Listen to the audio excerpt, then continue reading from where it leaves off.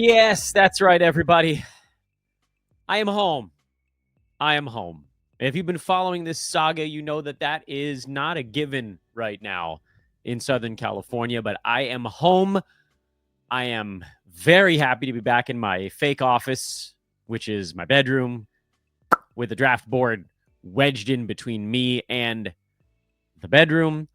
And it's just nice to be back in familiar confines. Welcome to Old Man Squad Fantasy Basketball, everybody. I'm Dan Vespris, and I am hoping, and based on everything that I'm seeing in weather reports, in fire reports, on the Watch Duty app, on local news, whatever, and just frankly looking out the front window of my apartment building and not seeing devastating plumes of smoke, I am hoping, knock on wood, that we are here to stay.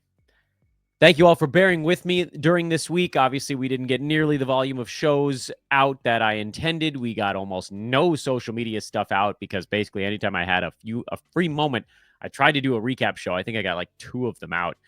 It's been a really tough week, but I don't want to bog you down with that here at the beginning of the program. This is your week 13 preview show. We'll be taking a look at the weekly decisions, start, sit, choices that you'll be making heading into this upcoming week. We'll also do a streaming guide. That to me is the best part of the show. That's the most important thing we're going to be doing this week as you maximize your games played over on that head-to-head side. You can follow me on Twitter at Dan Vespris, on Blue Sky at Old Man Squad, on Instagram at Old Man Squad Fantasy. Please hit that like button as we're settling in. And I've missed a damn week to promo our trade deadline live show. I'm very sad about this, by the way, because things were going so well on the whole, like, can we get to 1,000 pre-likes front? We were at like 400 and something at the beginning of this week, or 420 something. And it's like, all right, we still got like, I forget how many days we had at that point, but we still had seemingly about a month. And we've got like 10 over this entire week. So that's really up a creek. So please hit the like button on our trade deadline show. The link is in the show description. It's also on our YouTube page. And let's get cooking here. We will start by taking a look at the weekly sit-start decisions that you're going to be making by basically just looking at everybody in the top 100, 125 range, and whether or not you're going to have to make a call on whether to drop them into a weekly league. My hope is that we can knock this part of the show out in about 3 or 4 minutes. AD is a go, Luka Doncic a no, Franz Wagner a no. I'm just going to pick up anybody on the Yahoo board that has any kind of tag. Kyrie Irving is a no, Jalen Johnson is a no, Chet Holmgren obviously is a no, and that's your top 25. Those are easy ones. As you get into the next 25, it gets a little bit more complicated. Joel Embiid got ruled out for the Sixers game on Sunday afternoon. They don't play again until Tuesday. They have a pair of back-to-backs in a 4-game week this week, Tuesday, Wednesday, and Saturday, Sunday, which means Embiid is resting at least 2 of those games anyway. And the possibility that he doesn't play in any of the first 2 games of that is very real. So you're looking right now at 2 max. 1 would be, I think, probable. 0 seems not a real. I mean, I think we'll get more than 0 out of Embiid. But unfortunately, because 2's the max, I think you got to keep Embiid on your bench. LeBron is technically a game-time decision, but the Lakers have been off for like a week because of the wildfires, so I think he's probably good to go. Cam Johnson, I would keep him out this week. Same with John Collins. It seems like Utah's gone into kind of the full tank mode. Trae Young, I'm likely playing. Walker Kessler out for 1 day on Sunday. That's listed as rest. Jalen Brunson seemingly, they say, avoided anything more serious, so I would likely leave him in my lineup as well. As we get to the 50 through 75 range, Tari Eason is a no. Jimmy Butler's a no. Lauri Markkanen is a probably. At the time of recording this, he actually just got ruled out, like right when I hit the record button. 2 minutes ago, Lauri Markkanen got ruled out for Sunday. And now Utah goes into a 2-game week. So that does change the calculus a little bit. I would bench Lauri Markkanen this coming week. Funny thing is, I don't think it's that hard of a decision. It's just one that I'm not happy we had to make. Jalen Suggs, you should keep on your bench. Larry Nance is out, so don't worry about that. And he's not obviously as good as he looks anyway, because we love Larry Nance on this show, but also he needs guys out to actually hit some kind of value. Kobe White was kind of a I don't say a surprise, but sort of a little bit came out of nowhere. I don't know about this neck strain thing. It's a little bit disconcerting because we don't have a ton of information on it. Chicago has a Tuesday, Wednesday back-to-back. Then they go Friday and Sunday. It's hard to bench Kobe White in a 4-game week, but also because they don't play on Monday, that makes your job much more difficult. I would lean towards a benching if you have anyone with a 4-game week that's in like the top 125 range. I would probably strongly consider them. And yeah, I mean, it's possible that White comes right out and gives you a 4-game week, but boy, a 4-game week out of a bad player is so much better than a 0. And the gap between a 0 and a 4-game week from a bad player is much larger than the gap between a 4-game bad player and a 4-game week out of Kobe White.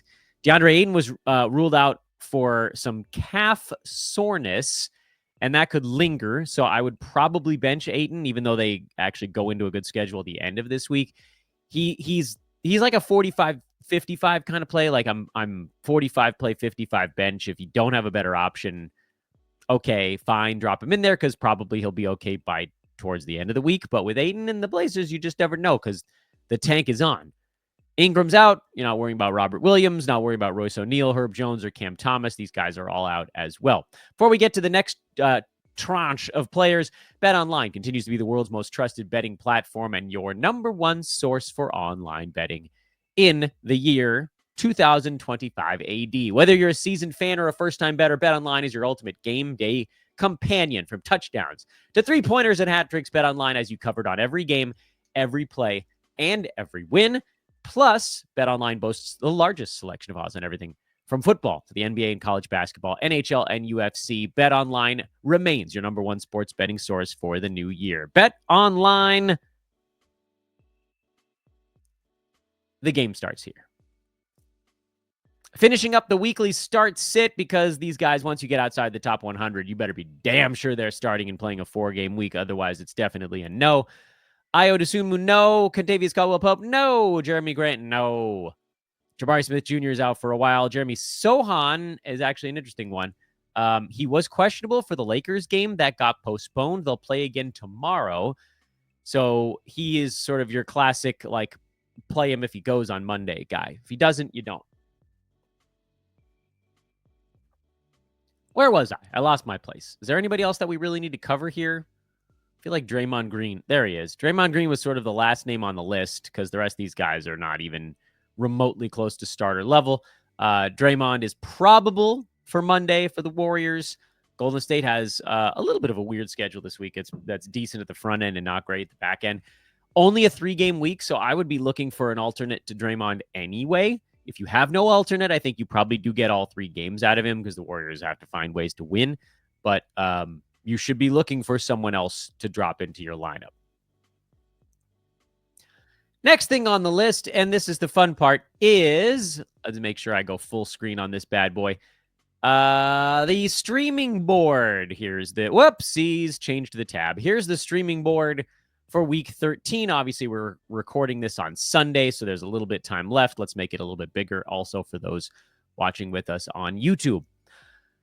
The 2 worst schedules this week belong to the Charlotte Hornets and the Utah Jazz. I always like, I'm dangerously close to slipping into the Jimmy Kimmel, very, very insensitive Karl Malone impersonation, and I have to stop myself because it's like these things you hear when you're a kid.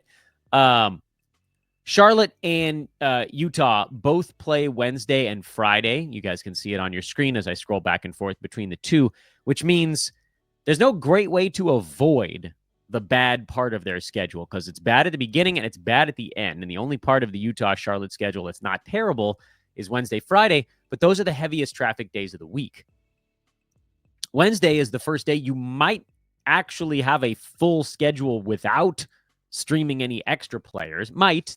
It's a coin flip, basically. Since Christmas Eve. So it's been a while. Meaning, if you have anybody on these teams that's streamer level, for Utah, that would be Oh, hell. There aren't that many guys on Utah that are stream level these days. Isaiah Collier, before he got hurt, I guess it would have been Bryce Sensabaugh.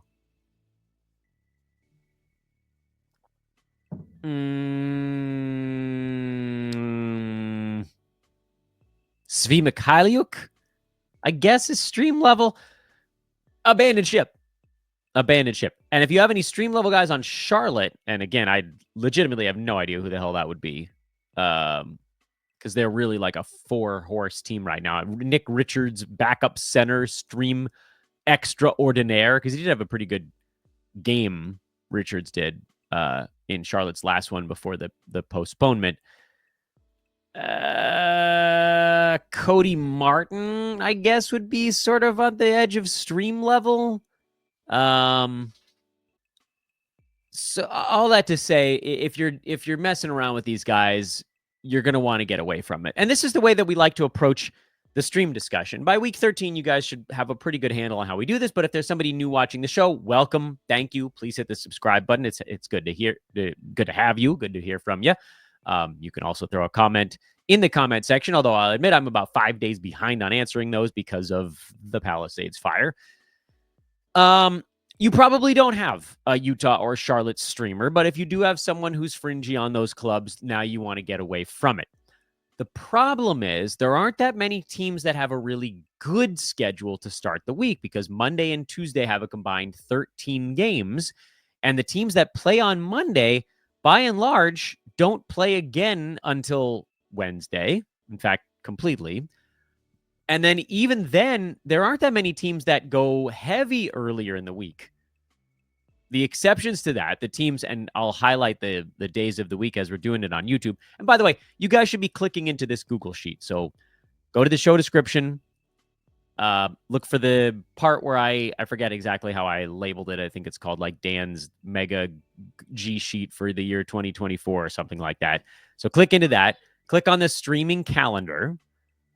And then you can watch kind of along with us. Houston and the Clippers would kind of be your options there. So limited is basically where we're going, because I don't know if Kawhi Leonard's going to be back for the Clippers, but if he is, that obviously makes the choices tougher out there. Oh man, like just thinking through the Clippers, Amir Coffey has had a couple of decent games lately. You guys, I've been playing catch up with the rest of you. Amir Coffey's been okay. I think, has Derek Jones Jr. been okay lately as well, or has he gone back into a weird little funk? He's a little more funky. A little funky monkey. With Houston, you could maybe go as far as Cam Whitmore, but his minutes are really not guaranteed 16, 18, 15 minutes the last 3 ball games because Amen Thompson has taken all of the minutes left behind by Jabari Smith Jr. It hasn't really impacted Whitmore all that much. So limited stream guys if you're moving on from Charlotte or Utah.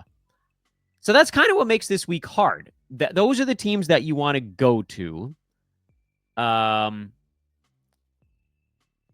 If you have Charlotte or Utah. Your other options, if you just want to make one move, would be to just find any team that has a 4-game week. So that's sort of the simpler way to do it. The reason I like to start by looking for a team that has 3 games in 4 nights is that you've now, with that part of your stream, if you're going to do, say, 2 roster moves for the week, if you pivot off of Utah on Monday, a team that has 1 game over 4 days during that chunk, and a team that has 3 games over 4 days, you get a 2-game bump in just the first 4 days of the week. But you haven't streamed so hard.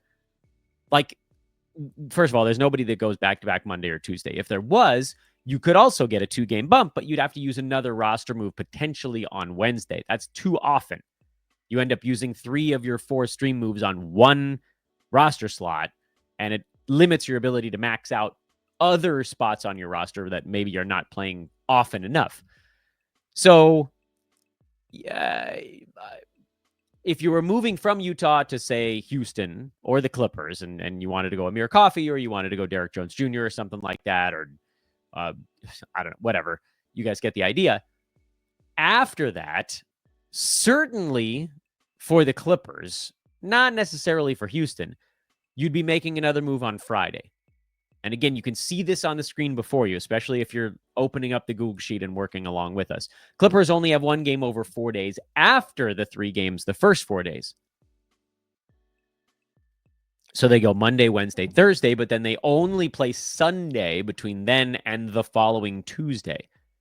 So you'd want to make another move on Friday. And again, at that point, you look for a team that has a good schedule starting on Friday. Boston would be the team to look at if you were pivoting off on Friday. Minnesota doesn't have a bad schedule if you're looking at that moment as well. So that's kind of how you'd use 2 roster moves to get through the week. You'd pivot to a Clipper and then another move on Friday. If you pivoted to Houston instead of the Clippers, you could actually ride it all the way to Sunday if you wanted to, or you could do that same thing and move over to Boston on Friday and just kind of pick up the pieces from there. It doesn't change how many games you get this week because Boston will play 2 games over the final 3 days, just the way a lot of teams would. But with Boston, you'd be able to hold them a bunch at the beginning of the following week. That's the benefit to going to the Celtics because they go 5 times in 7 days starting on Friday. If, however, you're not all that worried about how you're maximizing games, then it becomes a much easier calculation. You go from a team with a 2-game week to a team with a 4. You're not even thinking beyond that. And there are plenty of teams this week that go 4 times. You guys don't need me to go through all of them because, again, you can pull up this Google Sheet and you can just scroll through and you can see right on your screen right now. Atlanta through Denver is displayed on the YouTube page. Brooklyn's got 4 games. Chicago's got 4 games. Denver has 4 games. Of the teams we're looking at right now, 3 of them have 4 games. And if we did another scroll, I'm sure you'd see another 2 or 3. Houston, the Clippers, the Lakers, the Heat, the Bucks, the Wolves, and on and on and on and on we go. So that's the other move there. That's if you're talking about Charlotte or Utah. Those are obviously the ones where you want to get off the boat as fast as humanly possible. But there are a bunch of teams that have little scheduling quirks as you work your way through the week.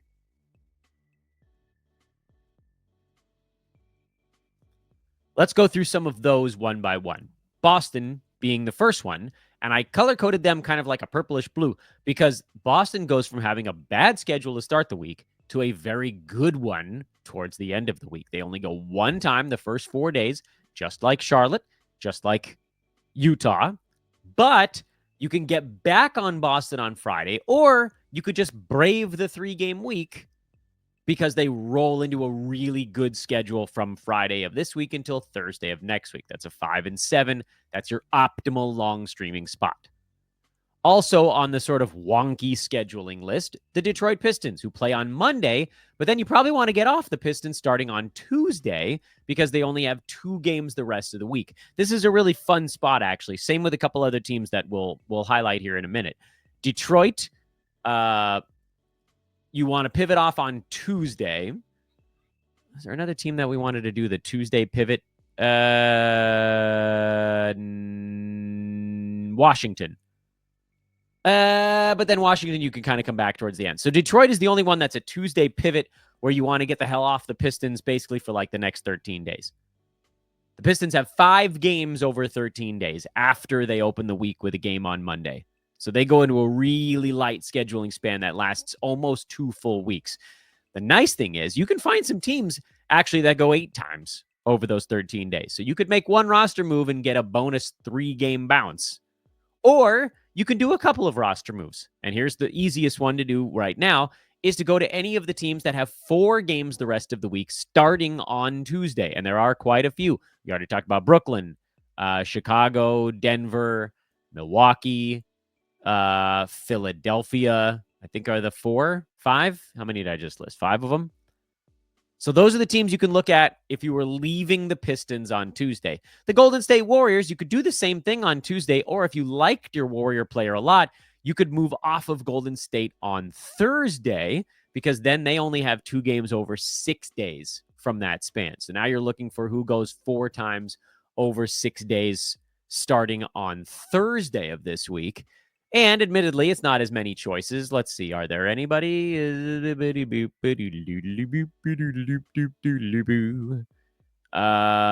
Yes, the Portland Trailblazers and the Washington Wizards. You have 2 choices. if you were going to pivot off of Golden State on Thursday.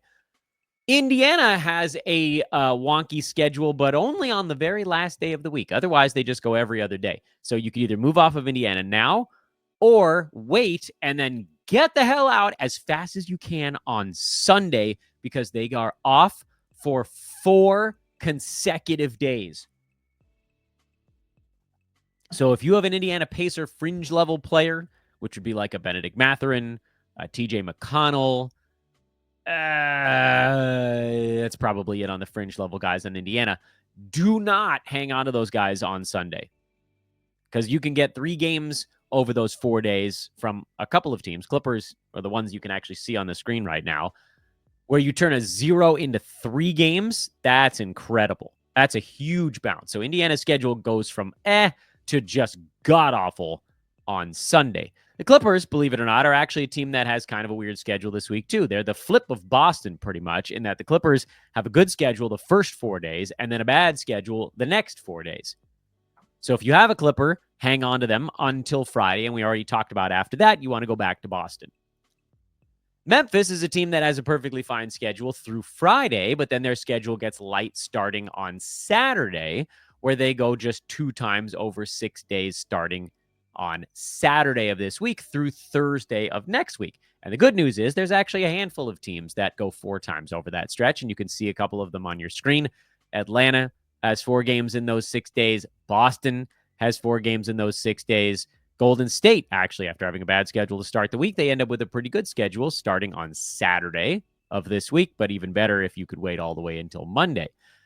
The Portland Trailblazers, at that point, you'd be holding for their 5 and 7, and the Washington Wizards have 4 games over those 6 days. So that's what you want to do if you have Memphis or New Orleans, by the way. Memphis, New Orleans, kind of the same strategy. Each of those teams has 3 games over the first 5 days this week, but then just 2 over the following 6.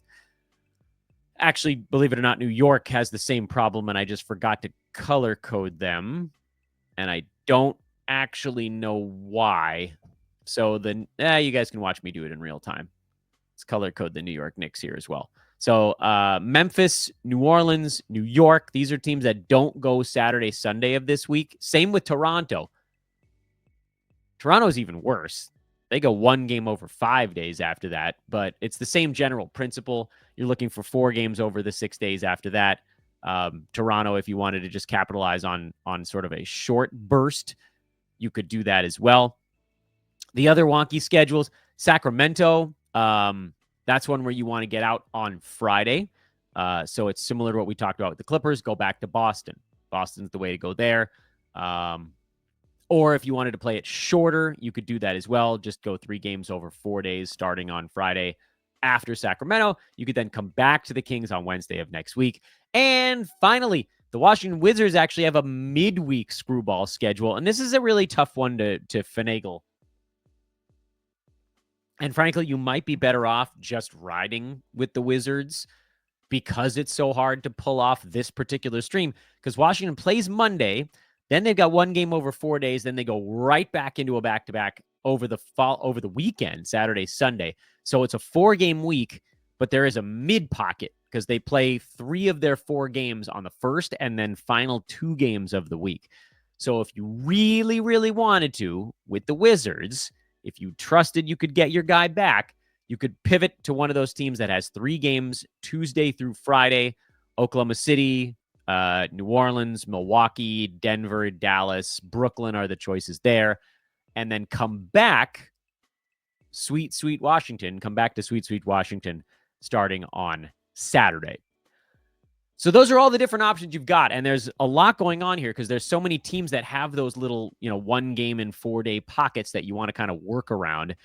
The big one and the last one I want to talk about is the Orlando Magic, because Orlando has the bad schedule to start the week as well. And we talked about this with Boston and Charlotte and Utah, but Orlando is actually part of it as well. The reason I color-coded Boston kind of this deep purple is because they go back into a really good schedule on Friday. Orlando comes back into a perfectly fine schedule on Friday, but it's not quite so tempting As with Boston, where it's like, you know what, if I could ride out this bad beginning of the week, then I get a reward at the end of it. With Orlando, they just got back 3-game weeks coming up.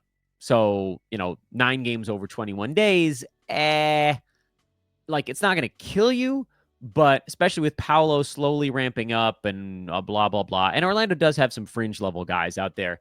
This would be the time. Right now, Monday, as you're probably watching the show on Monday, maybe you're watching Sunday night, to just get away from the Magic and treat them almost like they have a 2-game week. Treat the Magic like Utah, like Charlotte. Go to one of those ideas I mentioned at the beginning of the week, which was Clippers or Rockets. And then on Friday, move back into someone like the Boston Celtics or, any other team that has 3 games in 4 days there, like a Minnesota, I think I mentioned was one of the other ones. And I forget who else. There's one other team I think that was in that same mix. And this, by the way, is why you guys need to be following along on the screen while we're talking about this stuff. It's way too hard to visualize. If you're listening to this podcast on iTunes or Spotify right now, for instance, I have no idea how you're processing the information that I'm hitting at you. This one requires the visual aid in my mind. So go to this Google Sheet. It's completely free. You can play around with it as you like. Again, I've color-coded lots of stuff. I didn't do the flow chart for this one. Mostly because I felt like there were almost too many options. But what I will do here is while you guys are watching, we're gonna put a little ping on Houston and the Clippers as teams you might want to look at to start the week. We're gonna put a little ping on Boston as the team you'd want to look at on Friday. There's a billion teams you could look at on Tuesday, so I'm not going to color code those. I think Thursday was another spot that we were looking at a lot of teams that had to switch off. So starting on Thursday, the teams that went 4 times Thursday of this week through Tuesday of next week, it was just a couple, I believe. Portland was one, and the Wizards were the other. So we'll put a little light blue color code on those. And then obviously Portland, if you didn't make the move to Portland on Thursday, you'd make the move to Portland on Saturday. And that I think is kind of where I want to leave the color coding for now. So let's just zoom out a little bit so you guys can get a better look at what's going on this Google Sheet. You have just an opportunity to kind of see more of the teams all at once. We'll do a very slow scroll from top to bottom, and that'll get you situated for this upcoming week. I call it week 13 because it's the 13th week of the NBA season. Yahoo calls it week 12 because they turned 3 weeks into 2 weeks. That's magic. That's magic. It requires magic, sorcery, actually, to turn 3 weeks into 2 weeks. So congratulations to our good friends over at Yahoo for pulling off the unpull-offable. I am Dan Bespris. That's who I am. I'm at Dan Bespris over on social media. Please do drop a follow, especially on Twitter. That's where I'm going to go back now, I hope, to doing a whole bunch of stuff. Cross your fingers, everybody, that this is the resettling of Dan. And again, for those that haven't been keeping up, the Palisades fire here in Southern California has been truly devastating. The Eaton fire in Pasadena has as well, and I don't mean to leave those folks out of this mix because they're experiencing similar level devastation. The Eaton fire, 14,000 acres, over 5,000 structures burned. The Palisades fire, 24,000 acres, took out the bulk of forestation over a ridiculous number of miles in West Los Angeles, but then also just completely wiped out an entire city, the Pacific Palisades, where my older son goes to school or went to school. That's gone. His best friend's house is gone. It's overwhelming, truly. I've spent so much time over the last few days crying out of the sight of my children because you don't want them to know how absolutely terrified you are. Our home, not to give away where we live, our home is about a block and a half away from the evac warning barrier. So by all accounts, we were never directly threatened. It's one of those things where it's like, looking back, I guess we probably could have just stayed put and been okay. But those first few days when there were 90-mile-an-hour winds, we just had no idea. Here's the thing, and I think I may have said this a couple weeks back. I picked up my son Asher, who many of you have heard or seen on these podcasts over the years. I picked him up from second grade in the Palisades at noon. They called us at 11:15 Tuesday morning to say, "Come get your kids now, or we're putting everyone on a bus and getting them out of the city." I finished what I was doing and I left home in about 12 minutes. I got him about 25 minutes after that because there was, as you'd expect, a little bit of extra traffic trying to get into and out of an evacuation zone. And, I took a picture of my son, and I haven't decided if I want to put this on social media yet. I'm probably not going to. But I took a picture of my kiddo in front of the Gelsons. And, anybody that's from West LA, there's a Gelsons in the Palisades. It's on the corner of Via de la Paz and Antioch. And, it's a common cut through. And I don't know, I shop at Ralph's, but a lot of people get their groceries at Gelson's. And like you could see the plumes of smoke coming up behind the Gelsons behind him. He had this look of like kind of semi-confusion on his face. And the way we took the picture was weird. Almost looked like he had started it. But like this was noon on Tuesday. And by dinner time, that entire city was gone. Gone. Like 6 to 7 hours. And I was watching the news, and a helicopter was flying over showing the devastation. I think this was the following morning. And they happened to just hover over my kid's elementary school. And I took a picture of my computer screen as I was watching this. I was streaming it. And like one building of his school survived. And so we've had this god-awful week where we left our home because we were so close to the evac area. We were like, what are we waiting for? Like, we're a block out. It's going to come get us, right? Not the fire necessarily, but certainly the evac. So then we went to Mid-City. And this means nothing to anybody that's not from LA. Mid-City is like 7 miles east of us here, something around in that neighborhood. As the crow flies, it's probably like a straight shot of like 6 to 7 miles. On Wednesday, because we were staying in a friend's 1-bedroom ADU, we moved out to my mom's house in the valley, San Fernando Valley, which at that point seemed relatively safe.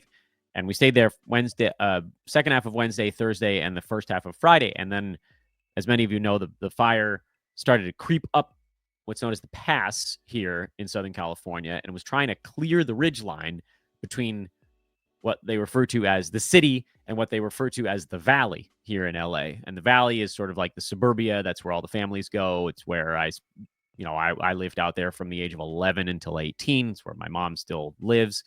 And then she moved. It's the craziest thing. Like 8 houses away from the evac line. So my mom's house was 8 houses away from the evac line. And our apartment was probably like a full, it was a long, like 2 long blocks. So it was more than that. And so now we were making the decision of like, do we stay here where the fire looked like it was going that way? Or do we go back home and just hope that because the fire is going away from us, the evac line isn't going to get any closer to us? Well, we went home, and then the evac line moved east towards the 405 freeway, and it sort of like crept closer to us on that side. And now there's this like, this was Friday, and there was like this weird little cutout, which is a country club in West LA, that was not in the evac zone. And we're under that, basically protected by a wide, well-watered, low foliage, but like non-structural area that became almost like a fire barricade. A country club was our fire barricade. And so we've been home since Friday around dinner time. We didn't really settle in yesterday at all because watching the news, you could see the fires were still moving through the canyons. We have lots of friends that live through there. And if it came back south again, we had to be ready to go. But today we woke up and we looked outside and it was clear. And I get the chills. The chills run up my neck as I'm thinking about how I felt as I put my dog in the car. Some of you have probably seen Gumshoe on this show over the years, to go get her brain scanned at a vet, which, God love it. There goes every dollar I've earned doing fantasy basketball. Got to save your baby, though. The roads were clear. The skies were clear. And it was like that weird moment. I mean, we've all watched disaster movies over the years. There's always the heroes escape. And then at the very end of the movie, everybody's like standing around looking at the rubble and everything is just calm. And you're like, that's not the way that's what it was this morning.